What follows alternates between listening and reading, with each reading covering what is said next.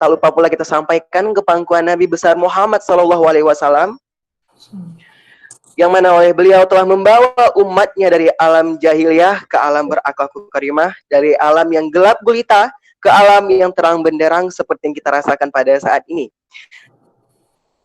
Sebagai insan yang tidak sempurna, kata penghormatan kami kepada penyelenggara diskusi online, kemudian penghormatan kami kepada pemateri yang telah berhadir, penghormatan kami juga kepada seluruh sivitas mahasiswa dan dosen yang telah berhadir, Visip UIN Araniri, terutama UIN Araniri.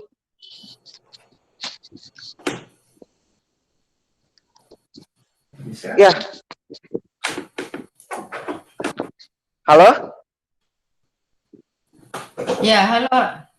Oke, langsung saja perkenalkan saya Teguh Rahmat Kausar, mahasiswa UIN Araniri, mengambil jurusan Ilmu Administrasi Negara, akan memandu diskusi online ini sekitar 45 menit ke depan. Langsung saja kita hadirkan bersama kita pemateri yang terhormat, Ibu Muazinah. Halo Ibu. Ya. Bentar, sepertinya ada gangguan di sini. Ya, Rahmat. Oke, Ibu, perkenalkan ini Ibu Muazinah. Beliau mengambil studi S1 University Science Malaysia, mengambil jurusan Social Science, dan melanjutkan S2 di Universitas Gajah Mada, mengambil jurusan Public Administration. Assalamualaikum Ibu. Waalaikumsalam. Bagaimana Ibu keadaannya, sehat? Alhamdulillah sehat, Rahmat. Oke, kami ingatkan kembali kepada seluruh peserta agar kelancaran untuk diskusi online ini, kepada seluruh peserta yang baru masuk ataupun yang sudah masuk, untuk men-unmute suaranya agar tidak mengganggu dan untuk kelancaran kita bersama. Terima kasih. Ya, Ibu Muazinah. Ya, Rahmat. Terhitung sudah 60 hari sejak pandemi COVID-19, kita bersama work from home dan kuliah online. Sejauh ini efektifkah? Ya, Rahmat. Ini mau saya jawab atau nanti sekalian presentasi? Juga boleh Bu, langsung saja. Kalau begitu kita silakan kepada pemateri kita untuk mempresentasikan. Terima kasih, saya undur diri. Saya persilakan kepada Ibu Muazinah untuk mengambil alih. Baik, terima kasih Rahmat. Assalamualaikum warahmatullahi wabarakatuh. Rabbi syrah sadri wa yassir amri wa uqdatam min lisani yafqahu qawli. Semoga kita semua tidak kekurangan apapun, sehat-sehat, walau dalam kondisi bencana.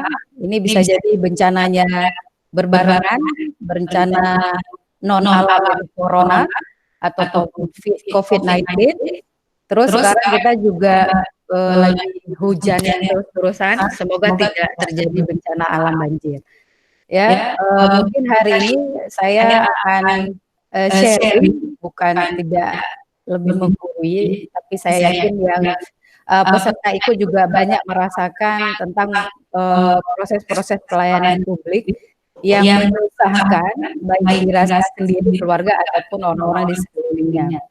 Jadi selama COVID ini kita mau lihat sejauh mana pemerintah bisa menyelenggarakan pelayanan publik. Walaupun kita tahu rapor-rapor merah pelayanan publik itu sudah terjadi. Malah sebelum adanya corona, jangan sampai corona ini menjadi kambing hitam bahwa pelayanannya menjadi nggak maksimal, padahal sebelum ada corona juga pelayanan publik kita menjadi rapor merah.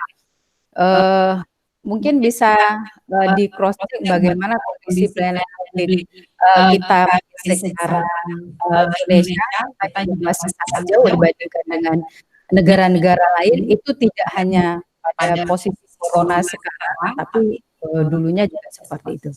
Dalam konteks Aceh juga seperti itu, kenapa saya bicara dengan konteks Aceh? Karena memang saya selalu membandingkan ketika bicara Indonesia terus akan bicara Aceh, karena memang ini adalah yang paling dekat dengan yang bisa saya lihat. Kalau kita lihat posisi zona merah pelayanan publik di Aceh itu masih tinggi, dan tentang persepsi standar pelayanan publik secara Indonesia itu di laporan Ombudsman 2019 itu malah Aceh Utara menjadi posisi yang paling tinggi. Ya, jadi ini pelayanan publik ini bisa pelayanan jasa, barang, administrasi, dan banyak hal yang sangat dekat, misalnya kondisi administrasi kependudukan itu yang sebenarnya saat ini maksimal atau tidak maksimal, nah itu tergantung penyelenggara. Jadi jangan sampai corona ini menjadi hal penghambat. Mungkin saya akan share PowerPoint yang sedikit saya coret-coret untuk membantu kita bersama untuk sharing. Karena sharingnya mungkin bisa yang saya sampaikan tidak sama dengan apa yang sebenarnya dirasakan oleh peserta-peserta yang dari mana saja. Ya, saya coba share presentasinya.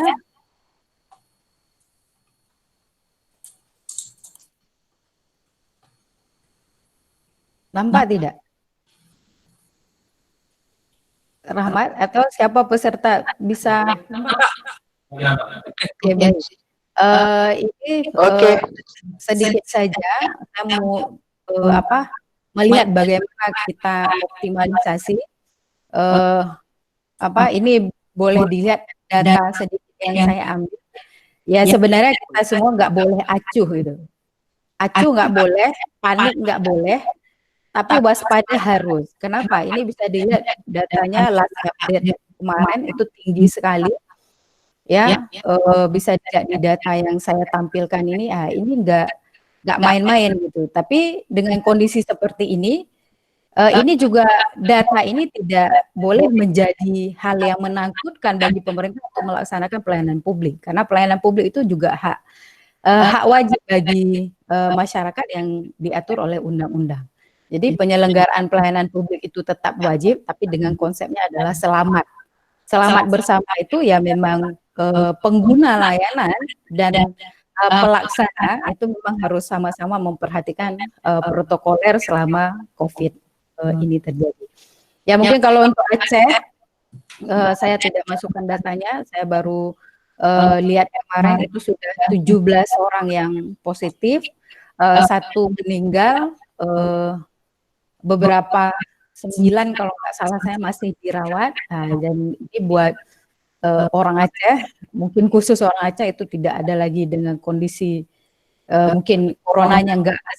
Corona itu tidak mengenal siapapun, agama apapun, status sosial apapun, semuanya akan berimbas, karena memang ini kalau mau dilihat dari segi kesehatan memang sangat meresahkan, karena memang sangat banyak sehingga membuat petugas medis kita menjadi kewalahan. Namun nggak boleh mengabaikan proses pelayanan kesehatan bagi pasien atau yang membutuhkan lainnya. Ya, ini dinamika pembatasan jam pelayanan. Kita tahu COVID ini sudah terjadi akhir-akhir 2019, ya, terus merebak ke seluruh dunia.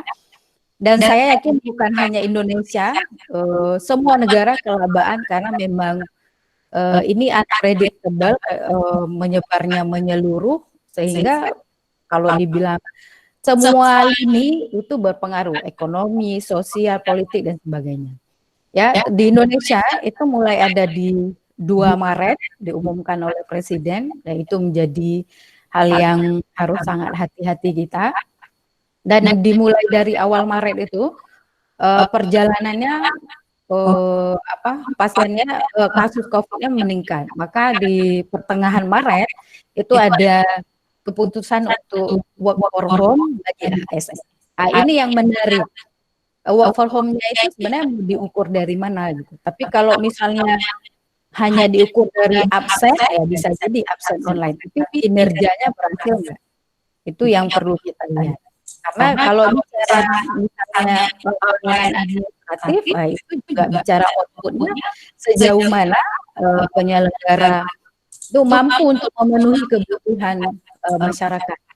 Kalaupun di awal alasannya ini kan yang pertama atau awal-awal penerapan work from home, masyarakat tahu karena prinsip dasar pelayanan publik itu cuma dua, satu kepastian layanan, yang kedua adalah kejelasan informasi. Nah, kejelasan informasi ini istilahnya begini, masyarakat itu nggak mau di PHP, jadi informasinya harus jelas. Kalau kami nggak dilayani hari ini, kapan kami harus dilayani? Dan ini membuat masyarakat menjadi percaya kepada pemerintah, nggak bolak-balik menghabiskan waktu, tenaga, biaya untuk melihat informasi yang bisa jadi salah.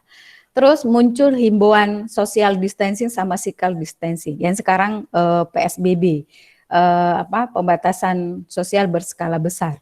Jadi kalau dilihat pembatasan, nah ini kan kalau saya lihat pembatasan fisik perlu karena untuk dari WHO dibilang bahwa penyebaran ini adalah karena fisik, tapi tidak harus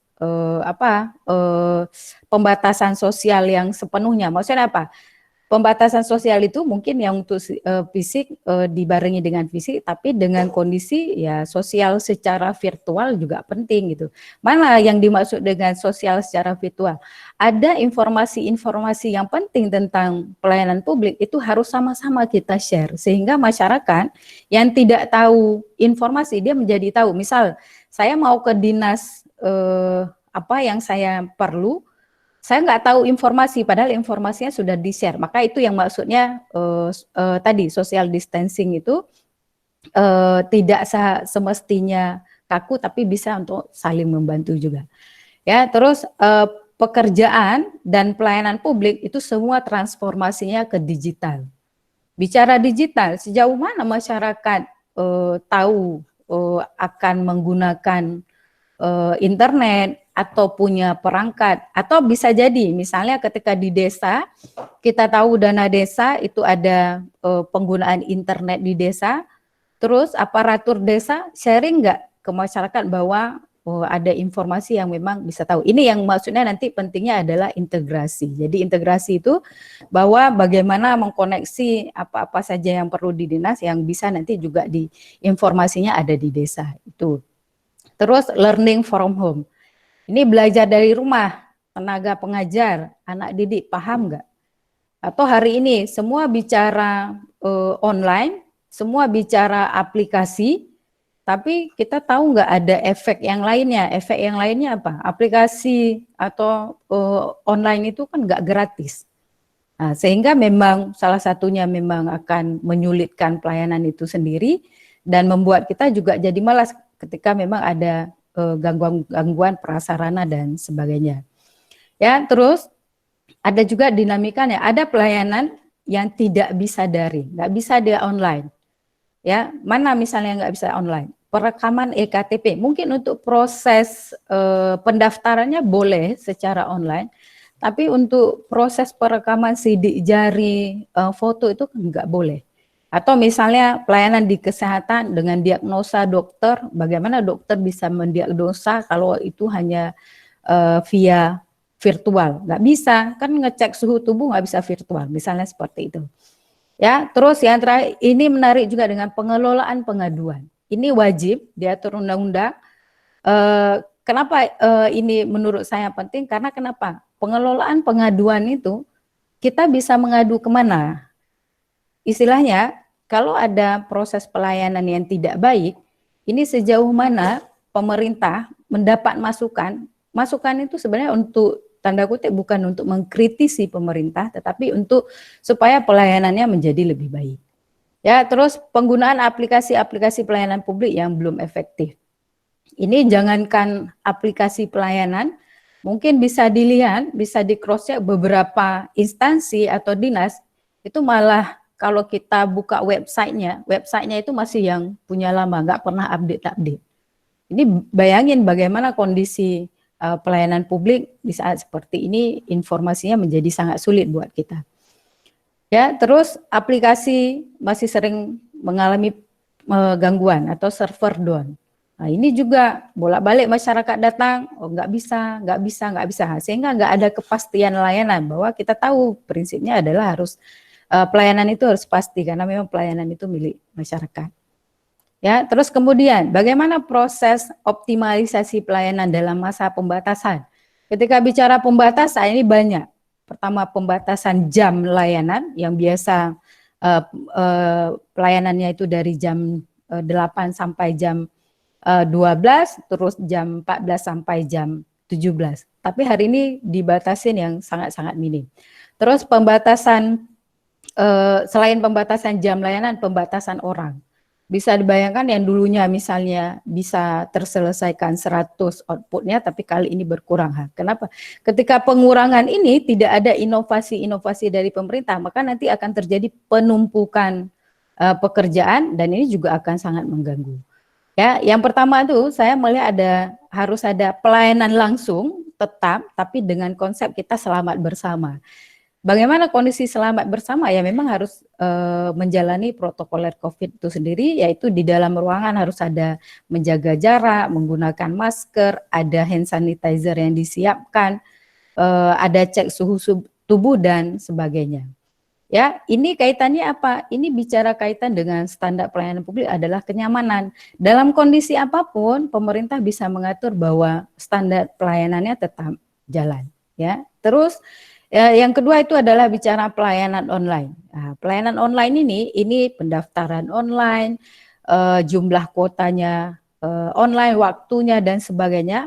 Ini dikaitkan dengan standar pelayanan publik, kita bicara transparansi dan akuntabilitas. Kenapa? Ya memang tanggung jawab dan transparan pemerintah dalam proses pelayanan. Jadi masyarakat nggak boleh dibuat menunggu terlalu lama, sehingga perlu transparansi untuk masyarakat itu pasti jam berapa atau waktunya untuk dia dilayani. Terus ada pelayanan jemput bola, ini responsivitas namanya. Pelayanan jemput bola ini ada banyak hal, apalagi dengan kondisi COVID saat ini. Kita bisa lihat misalnya seperti di Makassar itu ada aplikasi di puskesmasnya, itu ada aplikasi home visit care. Ini menarik. Kenapa home visit care? Jadi dia bisa petugas puskesmas bisa dihubungin kapan saja untuk menjemput bola melihat masyarakatnya yang sakit. Mungkin ini juga bisa diterapkan di waktu pandemi ini. Kalau dulunya sebelum pandemi diterapkan, mungkin ini juga bisa diterapkan untuk saat ini, sehingga untuk mengurangi tadi jumlah layanan yang di rumah sakit mungkin fokusnya ke COVID, tapi pelayanan untuk bagi pasien yang lain nggak boleh terabaikan karena ini bisa menjadi masalah baru. Ya, terus optimalisasi media sosial. Nah, ini yang mau kita lihat, SDM-nya profesional dan terukur tidak. Tadi kan saya bilang, jangankan medsos, mungkin website instansinya saja itu tidak berjalan dengan baik. Bagaimana masyarakat bisa tahu? Kalau mau disampaikan informasinya misalnya nggak perlu diupdate karena nggak banyak pengguna internet. Nah, sekarang kan pengguna internet sudah banyak. Itu tadi bahwa ada hal sosial bagi pengguna internet yang tahu, dia harus sharing kepada yang tidak tahu misalnya. Ya, terus ada optimalisasi pengelolaan sistem informasi pelayanan publik dan layanan lapor. Ini untuk apa? Ini untuk proses mengadu sehingga kita punya proses yang bisa kita lihat bahwa saya sudah mengadu secara resmi untuk melihat apa pelayanan yang tidak baik, sehingga ini bisa untuk diperbaiki. Jadi jangan juga kita cuap-cuap di media sosial tapi tidak ada hal yang sebenarnya kita ingin perbaiki bersama, karena bicara perbaiki pelayanan ini tidak hanya dari pemerintah tapi masyarakatnya juga harus sinergi. Ya, yang paling penting itu adalah moralitas pelayanan important. Ini maksudnya apa? Bagi pelayan publik yang saat ini pandemik itu tidak bicara kalkulasi untung rugi. Misal ya, ketika dia ada pelayanan nggak baik, ini saya takut dimutasi, saya takut dituruni jabatan. Bukan itu, tapi memang moralitasnya bahwa pelayanan itu memang adalah hak untuk masyarakat. Ya, terus kemudian, ini kita bicara arah digital. arah digital ini ada hal yang positif sebenarnya, walau tadi misalnya ada beberapa yang sebenarnya kita nggak paham apa itu aplikasi dan sebagainya. Tapi ya prosesnya memang harus sama-sama belajar. Ya, ke arah digital ini bicara efisiensi, waktu, biaya, ya, terus produktivitas, kinerja pelayanan itu menjadi lebih banyak.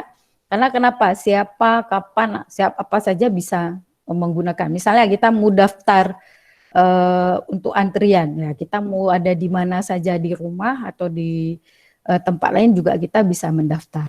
Terus arah digital ini menjadi baik, kenapa? Ini menjadi tadi kan hemat biaya karena ini promosi pemerintah sebenarnya. Saya ulang lagi, gimana pemerintah bisa mempromosikan dirinya kalau memang ada aplikasi yang memang dia sebenarnya nggak update sama sekali.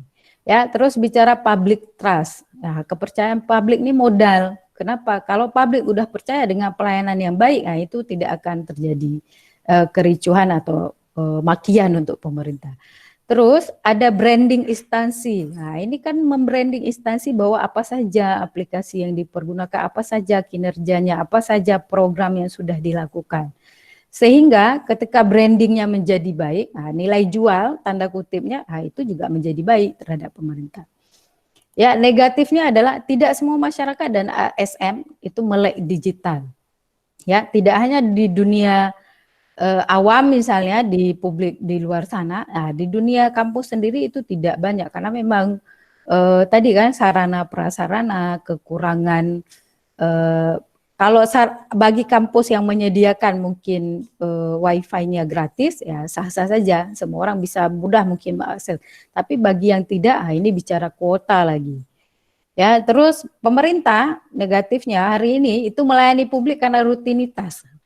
Rutinitas ya dari zaman dulu mau buat KTP itu ya gitu-gitu saja, daftar, datang nih, tapi nggak ada inovasi. Ini yang menjadi menarik kenapa selalu harus ada inovasi pelayanan publik. Ya, terus sosialisasi pemerintah itu hanya formalitas. Sosialisasinya itu bahwa ada perubahan pelayanan, jam, siapa yang melayani ya, tapi tidak dalam konteks memahamkan masyarakat. Maksud memahamkan masyarakat, sejauh mana masyarakat mengerti dan tahu informasi yang disampaikan oleh pemerintah. Ya, terus yang terakhir itu ada sarana dan prasarana yang belum merata. Ini bisa dilihat jangankan kita ya, Menteri Pendidikan saja kemarin sampai melihat bahwa banyak di daerah-daerah yang enggak ada. Sebenarnya Menteri nggak boleh heran karena memang ya begitu kondisinya di Indonesia saat ini. Ya, terus peran masyarakat ini bicara pengawasan. Kenapa? Pengawasan itu kita ada diatur dalam undang-undang. Bagaimana sebenarnya standar pelayanan publik itu dijalankan oleh penyelenggara. Ya, tapi ketika kita tahu ada penyelenggaraannya yang tidak baik, maka juga proses penyampaiannya punya mekanisme. Nggak bisa juga dengan ini memaki-maki nggak baik pelayanan ini semua nggak bisa, karena prosesnya juga nanti nggak akan berubah, yang ada malah jadi ribut. Ya, terus memanfaatkan media-media elektronik secara optimal. Ini sekarang media sosial saya pikir di desa-desa juga sudah ada web desanya. Ini sudah harus lebih banyak dipergunakan, apalagi dengan kondisi saat ini semua bicara arah digital. Tapi dengan tetap menyaring informasi, jangan hoax pun nanti ada dibilang pelayanannya tidak baik, kita langsung melihat karena kita mengalaminya, ternyata itu informasi hoax. Jadi itu yang harus dilihat. Terus yang terakhir ini beberapa referensi yang mungkin saya ambil dari buku atau dari web, yang kita sama-sama bisa berbagi, mungkin dari peserta ada nggak yang konkret misalnya inovasi pelayanan di daerah mana, itu bisa mungkin kita sharing bersama.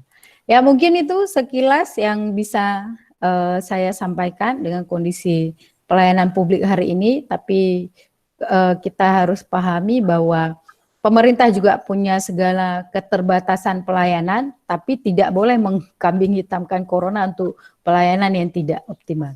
Mungkin ya, itu Rahmat, saya kembalikan ke Rahmat. Terima kasih. Assalamualaikum warahmatullahi wabarakatuh. Waalaikumsalam warahmatullahi wabarakatuh. Terima kasih kita ucapkan kepada pemateri, tapi Ibu ada hal yang menarik di sini.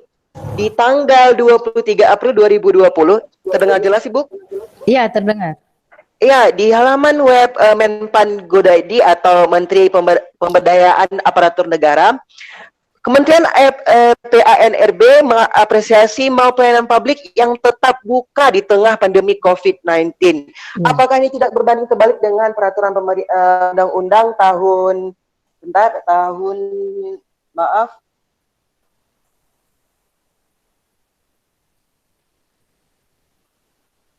Ya, apakah ini tidak berbanding terbalik dengan peraturan undang-undang nomor 6 tahun 2018 tentang karantina kesehatan? Bagaimana tanggapannya, Ibu? Ya, baik, Rahmat.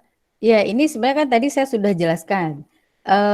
Pelayanan publik nggak boleh terhenti, tapi kan ada inovasi. Bukanya mall pelayanan publik, kalau menurut saya memang harus buka dan wajib, tapi kan tadi, supaya tidak berbanding terbalik dengan kondisi karantina kesehatan, itu ada protokoler kesehatan yang memang harus dipatuhi. Misalnya di mall pelayanan publik tetap buka, tapi tadi kan harus pembatasan jam layanannya, pembatasan jumlah orangnya, mekanisme di dalam ruangannya seperti apa, mekanisme di luar ruangannya juga seperti apa. Itu pun pelayanan publik bagi yang memang tidak bisa dijalankan dengan online. Tapi kalau yang bisa dijalankan dengan online ya jangan dipaksakan juga harus ke kantor. Misalnya seperti itu, Rahmat. Oke, Bu. Mungkin ada juga hal-hal yang menjaga di beberapa dari kita atau masyarakat. Bahwasanya di Jakarta saja terlapor sebanyak 30.137 pekerja dan 3.348 perusahaan di PHK. Sedangkan 132.000 orang pekerja dari 14.000 juta orang perusahaan dirumahkan. Mengenai masalah PHK menyinggung sedikit, Ibu. Apakah ada langkah jitu pemerintah menangani hal tersebut? Kalau dalam kondisi pelayanan publik, mungkin saya nggak bisa jawab. Maksudnya begini, apa sebenarnya yang mau dilayani dengan kondisi mereka di PHK? Apakah untuk mencari kerja baru dan sebagainya? Nah, itu saya pikir bukan dalam konteks pelayanan publik, tapi bicara ketersediaan atau jaminan sosial untuk masyarakat. Nah, itu juga wajib harus diselenggarakan oleh pemerintah gitu. Benar, gitu benar sekali. Jadi Berarti ketika mereka memang tidak ada kerja dan sebagainya, apa tanggung jawab pemerintah? Karena ini jaminan sosial itu kan pelayanan wajib atau dasar pemerintah juga terhadap masyarakatnya. Mungkin itu, Rahmat. benar sekali, Ibu. Bagaimana para peserta, ada yang ingin menyampaikan aspirasi atau ada yang ingin ditanyakan kepada pemateri kita yang berbahagia pada hari ini? Kalau ada dari para peserta yang ingin menanyakan, silakan untuk unmute kembali suaranya dan menekan tombol yang ada gambar kamera untuk bisa kita dengarkan bersama-sama pertanyaannya. Kita share sekaligus dengan sertifikat. Ya, bagaimana kepada peserta? Ya, mungkin untuk materi. Izin Bu, Oh, bertanya Bu. Kan kita tahu nih terkait kebijakan publik, semuanya harus cepat di masa pandemi maupun sebelumnya. Nah, tapi terkesan pemerintah saat ini, saya berbicara khususnya di daerah Kepulauan Riau, ketika di kantor-kantor pemerintah yang notabene memberikan pelayanan itu memberikan salah satu solusinya berupa pelayanan secara online, daring, semuanya. Tapi pada kenyataannya prosesnya itu bukan makin cepat, tapi makin lambat. Lebih lambat daripada pelayanan secara normal biasa. Ini gimana Bu, menurut tanggapan Ibu secara ininya? Oh, baik. Ya, ini kan yang menjadi dilema tadi, bahwa sebenarnya bicara ke arah digital, itu tadi, bicara waktu, biaya, dan sebagainya menjadi lebih murah, menjadi lebih cepat. Kalau itu terjadi, itu memang ada proses pengawasan, baik secara internal ataupun eksternal, itu tidak terjadi di dinas tersebut. Mana pengawasan secara internal, ya sebenarnya instansi itu kan punya pengawas internal yang bisa lihat sebenarnya sejauh mana sih pelayanan publik ini menjadi optimal. Tadi jangan menjadi alasan kita melayani secara online, malah kan yang terjadi secara tatap muka menjadi lebih cepat. Nah, ini kan membuat public trust masyarakat menjadi hilang kepada pemerintah itu sendiri. Jadi memang kalau saya ditanya kenapa menjadi lebih lambat, yaitu pasti proses SDM yang ada di dinas tersebut atau penyelenggara tersebut itu dia tidak tidak fokus terhadap proses pekerjaannya. Ini yang menarik. Menarik kenapa? Selama ini ketika bicara pelayanan publik work for home arah digital, pengawas internal bos-bosnya itu atau pimpinannya mengecek nggak outputnya sudah sejauh mana bisa dirasakan oleh masyarakat. Jadi memang kalau saya lihat itu memang kesalahannya adalah di human error pelaksananya karena dia tidak melihat tidak membandingkan proses pekerjaannya selama konvensional dengan yang sekarang bicara arah digital. Mungkin itu, Pak.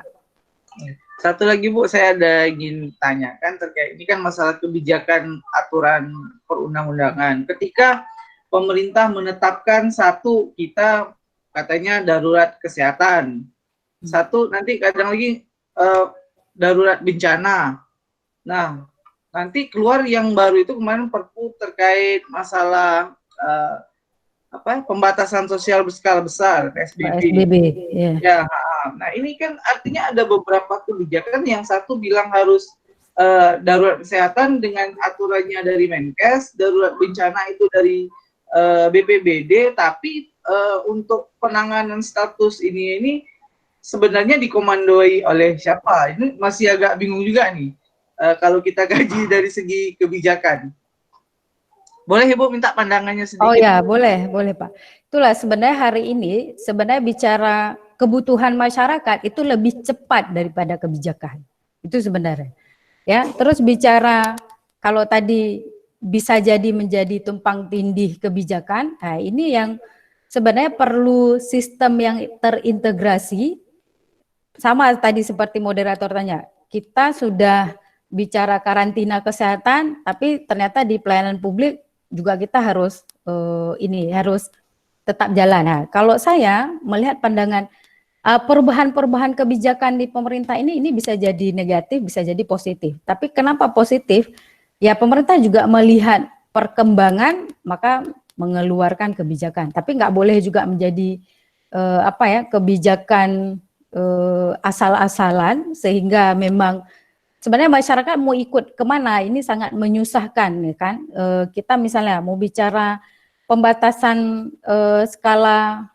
pembatasan sosial berskala besar, tapi kadang kita membutuhkan itu untuk pelayanan, sehingga memang pemerintah harus lebih konkret informasi atau sosialisasi tentang kebijakan itu sendiri, sehingga kita nggak menerima informasi-informasi yang sangat menyusahkan kita yang berkembang di masyarakat. Mungkin itu Pak. Tapi kalau untuk garis koordinasinya, saya pikir kalau untuk konteks kesehatan ya memang kita ke Kementerian Kesehatan, terus untuk penyaluran bantuan bisa jadi sekarang BST, bantuan sosial tunai, atau BLT, bantuan langsung tunai, itu garis koordinasinya ke Mensos. Ya, terus untuk misalnya ini kondisi transportasi dan sebagainya, garis koordinasi ke Menhub. Dan semua kementerian-kementerian ini punya garis koordinasi yang nanti bisa disatukan ya memang di gugus tugas COVID-19 ini. Mungkin itu Pak. Ya, bagaimana Saudara Bapak Dimas Satriadi? Sudah cerdas? Ya, terima kasih. Ya, oke, baik, sama-sama. Kita kasih kesempatan kepada peserta yang lain untuk menanyakan pertanyaan atau ada yang masih kurang jelas? Izin Bu, mau menanyakan juga. Dari mana Pak? Perkenalkan nama saya Alhamandani Bu, mahasiswa IAN. Aduh, si Alham. Jadi gini Bu, sekarang kan judulnya optimalisasi pelayanan publik di masa pandemi saat ini kan. Itu pada tanggal 21 April 2020 ada kejadian salah seorang sahabat Alham Bu itu mengunjungi kantor imigrasi Kota Banda Aceh, itu malah diusir. malah diusir karena sebenarnya dia nggak bermaksud ketika wawancara dia ingin dijelasin, dia nggak bermaksud untuk melaksanakan berpergian saat itu gitu. Tapi setelah masa ini selesai dia akan langsung pergi gitu, akan masa-masa pandemi ini selesai akan pergi gitu. Itu akan jawaban dia sampaikan. Tapi ketika dia baru nyampe aja dia langsung dibilang kami tidak melayani pelayanan untuk pembuatan paspor. Kembali saja jika sudah ada pengumuman bahwa pandemi ini telah selesai. Menurut Ibu bagaimana hal seperti itu, Bu? Oke, baik. Alham, ini tadi kan ketika ada proses-proses pelayanan, ini mungkin bisa di-sharing karena memang ada momennya kan diskusi ini. Tapi sebenarnya itu bisa dilapor. Salah satu proses melapornya itu ada Badan Pengawasan Pelayanan Publik yaitu Ombudsman. Dan setahu saya ada memang pembatasan-pembatasan pelayanan yang umum. Kalau di imigrasi pembatasan untuk paspor umum, kalau nggak salah saya memang tidak dilayani, tapi untuk yang urgent, misal kesehatan dan sebagainya itu dilayani. Jadi itu sebenarnya juga kita nggak boleh bilang ini kondisi pelayanannya tidak baik. Kenapa? Karena memang ada hal yang urgent kan tadi, pembatasan sosial dan sebagainya, tapi tetap pelayanan itu terjadi. Pelayanannya mana yang terjadi? Yang urgent, tapi yang umum ya tahan dulu gitu. Mungkin apa yang dialami oleh teman Alham itu adalah proses penyampaiannya yang tidak baik, kalau tadi ada kata usir mengusir gitu. Tapi kalau memang ini disampaikan dengan baik, nah, dan kita masyarakat juga harus proaktif untuk mencari informasi. Misalnya ini saya sebelum ke kantor dinas, daripada saya habis tenaga waktu, mending saya cek dulu di webnya, ada nggak informasi sebenarnya yang saya nggak perlu ke sana. Itu karena sebenarnya ada juga tipikal kita tuh nggak biasa dengan online. Maksudnya nggak biasa dengan online, aduh kalau nggak ketemu nih nggak enak pelayanannya. Nah misalnya kayak saya tuh paling susah belajar online karena menurut saya nggak menarik, nggak bisa dilihat langsung. Mungkin seperti itu juga punya tipikal kita terhadap pelayanan publik. Mungkin itu Ahmad. Jadi bisa dilapor ke Ombudsman, terus ada juga web lapor, itu juga bisa dilapor bagaimana kondisi, siapa yang mengusir, instansi apa, kenapa diusir dan sebagainya. Dan kita pun masyarakat tadi bukan karena panik, karena memang selama ini terstigma bahwa pelayanan publik tidak baik, kita langsung menjelaskannya hal-hal yang tidak bisa kita pertanggungjawabkan. Ini juga menjadi penting, jangan sampai nanti udah kalau di media sosial atau di elektronik kita mencaci maki tanpa hal yang bisa kita pertanggungjawabkan, malah kitanya sendiri yang rugi kan, bisa kena undang-undang ITE. Mungkin itu. Kembali lagi bijaknya kita menggunakan informasi ya Ibu ya. Ya saling kan, pengguna dan pelaksana layanan. Oke, bagaimana Saudara Alham Madani, sudah jelas? Sebenarnya sih sudah jelas gitu, karena kan Alham melihat dari sisi pandang, karena misalnya contoh perbankan kayak gitu, perbankan kan ada tuh yang namanya customer service, kan sama-sama memberikan pelayanan, mereka sama-sama memberikan pelayanan yang biasanya sering tatap muka. Tapi sekarang untuk ada salah satu bank BTPN atau anaknya, biasanya untuk anak milenial itu Jenius. Untuk pembukaan bank sendiri mereka bisa melakukan secara video call gitu. Maksudnya kan untuk sistem wawancaranya, untuk verifikasi datanya gitu, mereka bisa melakukan secara video call gitu. Apakah karena kan secara online mungkin benar yang Ibu bilang gitu, kita buta, banyak orang yang buta gitu dengan dunia online kayak gitu ya kan. Apalagi yang saya tahu juga kalau untuk imigrasi Banda Aceh itu sistem online-nya cuma untuk antrian doang gitu, bukan untuk pendaftaran lainnya gitu, yang lainnya masih manual gitu, cuma untuk pendaftaran online aja gitu. Mungkin ya saran Ibu akan saya terima untuk tapi saya cuma melihat dari segi itu aja gitu, perbandingan kenapa sih yang dari segi itu bisa dilakukan secara elektronik dengan video call, verifikasi video call, dengan wawancara video call, kenapa yang ini tidak bisa gitu. Oke, baik, terima kasih. Alham sudah berbagi. Ini yang menarik kan. Tadi saya sampaikan bahwa memang pelayanan publik itu memang harus inovasi. Kenapa? Kebutuhan dasar masyarakat itu itu dia berkembang terus tadi. Kenapa misalnya di bank yang swasta dia bisa melakukan itu tadi kan? Kenapa di swasta dia menjadi pelayanannya menjadi lebih baik? Karena swasta itu bicara profit. Kalau mereka nggak inovasi ya nasabahnya atau pengguna layanannya itu akan lari karena dia punya choice, punya dia bisa ke instansi yang lain atau dia punya pilihan yang lain. Di instansi pemerintah, kenapa dibutuhkan inovasi ya? Tadi kan, bagaimana cara melayani, dia bisa mengadopsi apa yang ada di pemerintahan. Apa yang ada di swasta. Dilemanya kita lagi di pemerintahan, karena nggak mau inovasi ya, tadi nggak karena memang bicaranya bahwa ya masyarakat mau dilayani buruh atau tidak, masyarakat memang butuh, pasti akan datang lagi gitu. Tapi kalau di swasta saya akan pindah. Itu maksudnya. Jadi memang inovasi itu sangat diperlukan. Inovasi yang seperti apa dalam proses pelayanan. Tadi kalau misalnya memang ada pelayanan yang nggak bisa secara online, mungkin bisa kita pahami gitu. Kan diagnosa dokter atau tadi perekaman EKTP, sidik jari sebagainya itu nggak bisa. Tapi kalau memang ada yang bisa, seperti ini mungkin bisa video call dan sebagainya.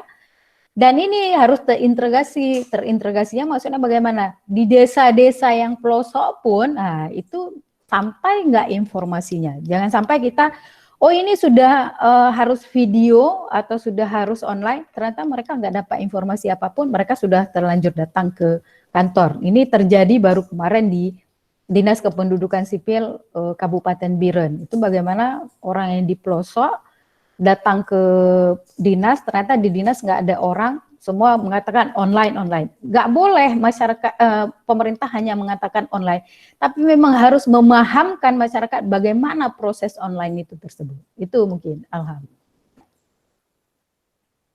Oke, mungkin ada beberapa protokol di pemerintah yang tidak bisa dilakukan secara virtual online mungkin ya Bu ya? Iya. Itu. Bagaimana sekarang alhamdulillah sudah jelas? Oke, baik Bu, makasih atas jawabannya. Oke, terima kasih kembali Alhamdani. Kita membuka satu pertanyaan lagi mengingat waktu kita juga sangat sempit. Ada satu peserta lagi yang mungkin yang mau menanyakan pertanyaan atau ada materi yang belum terjelaskan di pikiran. Bagaimana? Ya, ada Bu. Iya. Cut, Ada nih, Bu. satu pertanyaan. Cut Mauliana ya. Oke, silakan Cut Mauliana.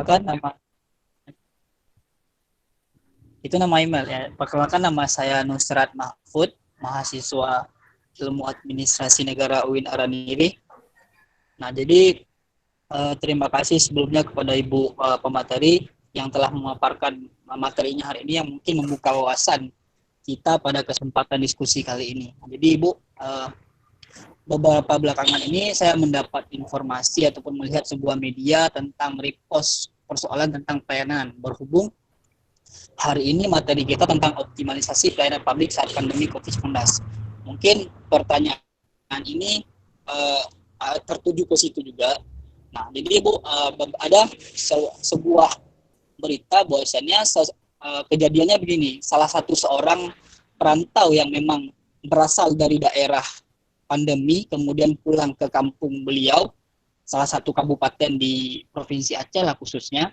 Nah, jadi sebelum beliau pulang ke kampung halamannya, beliau dengan rasa waspada, kemudian dengan rasa kesadarannya, beliau melakukan check up terlebih dahulu ke rumah sakit ataupun melaporkan ke pihak rumah sakit untuk bahwasannya memberitahu kepulangan dia, dan beliau meminta untuk dilakukan check up ataupun cek kesehatan lah, positif ataupun negatif.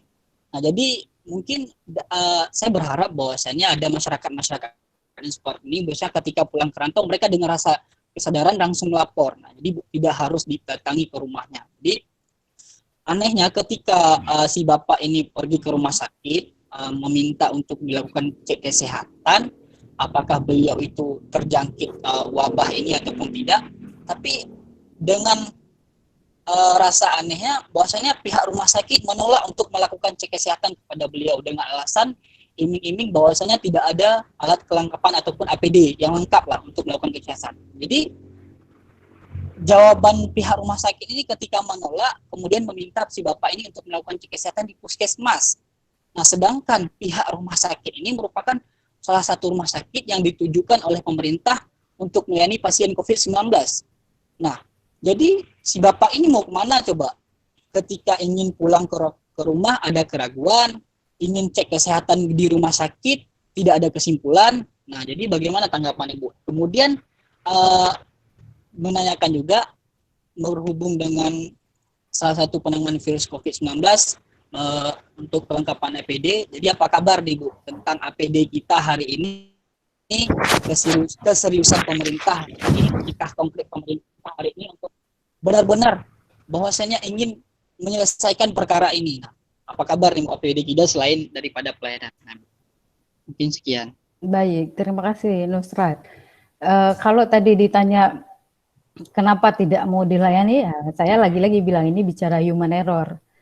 Kalau di tingkat medis saja dia tidak mau melayani, misalnya dengan kondisi takut, bagaimana dengan kondisi awam?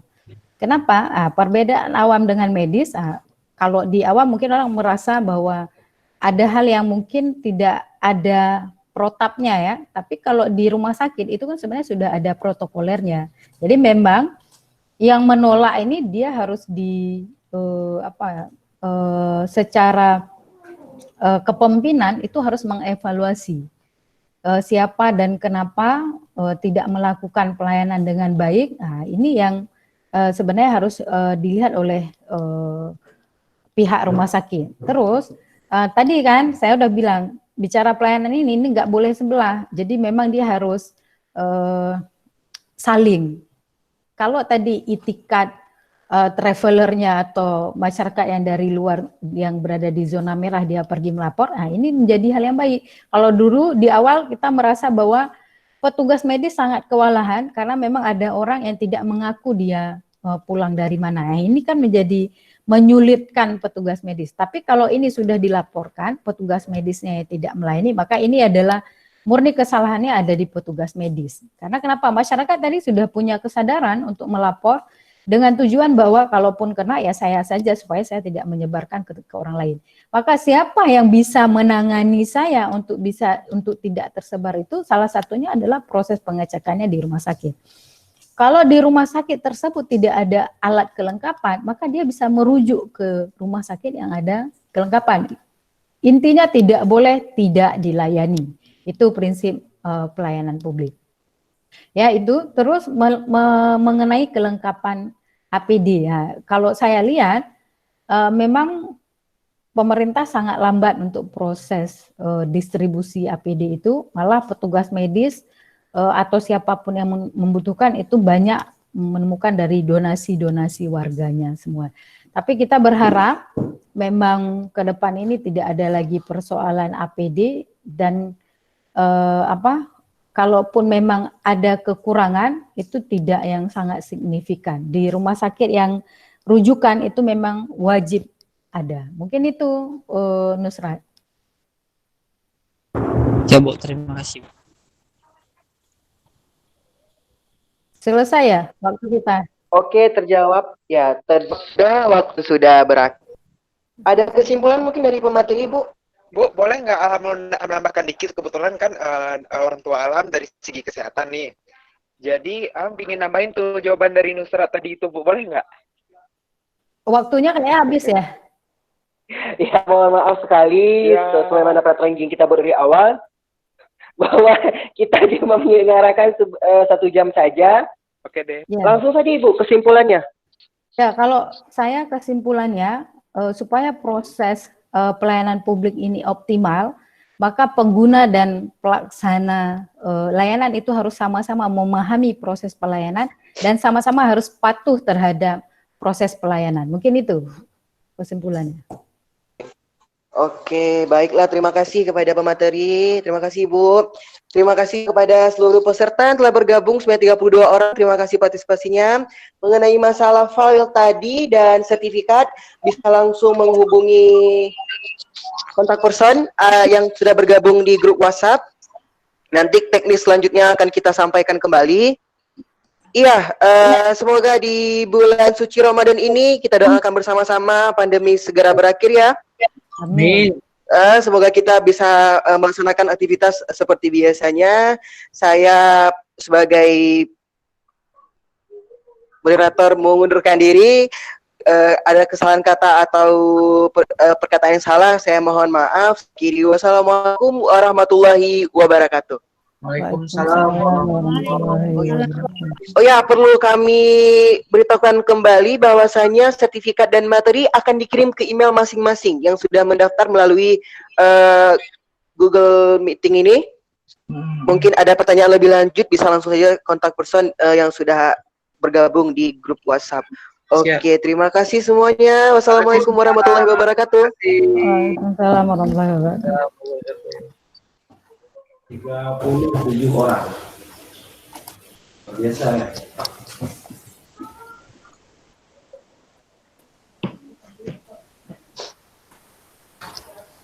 Selamat semua, sukses proses.